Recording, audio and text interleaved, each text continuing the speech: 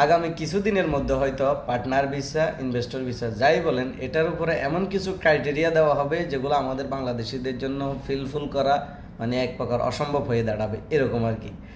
এটা আমার মনে হচ্ছে আর কি। আই ডোন্ট নো করবে কি না, না করলে আলহামদুলিল্লাহ, কিন্তু করে দিতে পারে। সব কিছু বলতেছি, সেটা হচ্ছে দুবাই যে লাইসেন্সটা করতেছে বা পার্টনার লাইসেন্সটা করতেছে সেটা হচ্ছে প্রজেক্ট ম্যানেজমেন্ট সার্ভিস আর কি। লাস্ট 12 মাসের মধ্যে এই প্রজেক্ট ম্যানেজমেন্ট সার্ভিস এই লাইসেন্সটা নিচে কতজন জানেন? 58,382টি লাইসেন্স হয়েছে এখন থেকে লাস্ট 12 মাসে। এর আগে কয়টা হয়েছে আমি জানি না। তারপর অন্যান্য লাইসেন্স কিন্তু এত না, ম্যানেজমেন্ট সার্ভিস বা প্রজেক্ট ডেভেলপমেন্ট কনসালটেন্ট এইসব সার্ভিসে মাত্র 300, 400, 550 এরকম, মানে অনেক কম ভাই, অনেক কম। কিন্তু ওইটাতে খরচ কম, এই কারণে মানুষ এটাই করতেছে। শুধু এই কারণে না যে আমাদের উপর কিছু চাপাই দিবে, এটা না। যেটা দেখতেছি বা যে ভয়েসগুলো শুনি প্রায় সময় আমাদের কাছে আসে, সেটা হচ্ছে ভাই এক পার্টনারের সাথে ভিসা করে আরেক পার্টনারে এমনভাবে ধোকা দিয়ে চলে গেছে যে তার পক্ষে ক্যান্সেল করা সম্ভব হচ্ছে না বা সেই এই টাকাগুলো পরিশোধ করা সম্ভব হচ্ছে না। হঠাৎ করে সে দেখতেছে তার নামে 1,00,000 দেরাম, 50,000 দেরাম ফাইন চলে আসছে, বা তার নামে লোন নিয়ে বসে আছে আরেক পার্টনারে। তারপরে হঠাৎ দেখা যাচ্ছে তার নামে ব্লক করে বসে রয়েছে বা কেস করে বসে রয়েছে আরবি। এরকম 2-1 জন আমাকে ভয়েস দিচ্ছে, ভাই এখন কি করবো?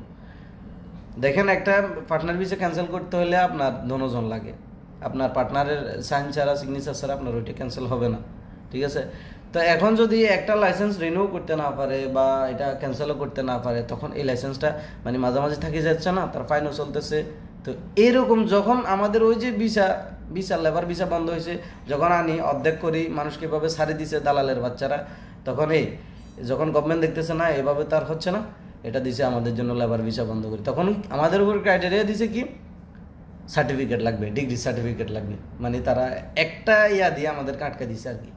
তো এই পার্টনার ভিসার উপরে এমন কিছু নিষেধাজ্ঞা না, এমন কিছু ক্রাইটেরিয়া আসবে যেগুলো আমাদের পক্ষে কি ফিল আপ করা সম্ভব হবে না অতি শীঘ্রই। হয়তো আমি ধারণা করতেছি ভাই, আই ডোন্ট নো আসবে কিনা, এটা আমার ধারণা আর কি। হয়তো দেখবেন আমার কথাটা মিলে গেছে। যত সহজে এখন করতে পারতেছেন, অত সহজে সামনে কিন্তু করতে পারবেন না।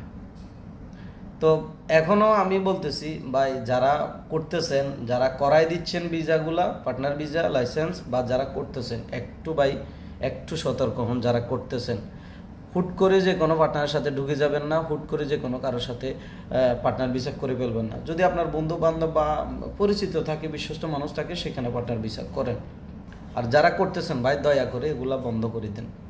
মানে হুট করে একজনের সাথে ঢুকে দিয়েছেন, বা আবার অনেকে এখন কি করতেছে, ওই যে 2 বছরের জন্য ছাড়ে দিচ্ছে, সেখানে কোটা সে বাড়াইতেছে, সেই লোক ঢুকাচ্ছে টাকা, ওদের ইনভেস্টরের টাকা দিয়ে সেই কি ভিসা বিক্রি করতেছে। তো ভাই এগুলো বন্ধ করেন। অতি শীঘ্রই দেখা যাবে যে যেটা এখন আপনার রিজিক আছে, যে ভিসাগুলো করে খাইতেছেন, এগুলো সব বন্ধ হয়ে যাবে।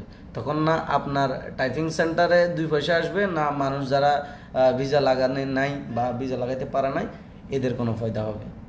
তো আশা করি ব্যাপারটা বুঝতে পারছেন। ধন্যবাদ সবাইকে।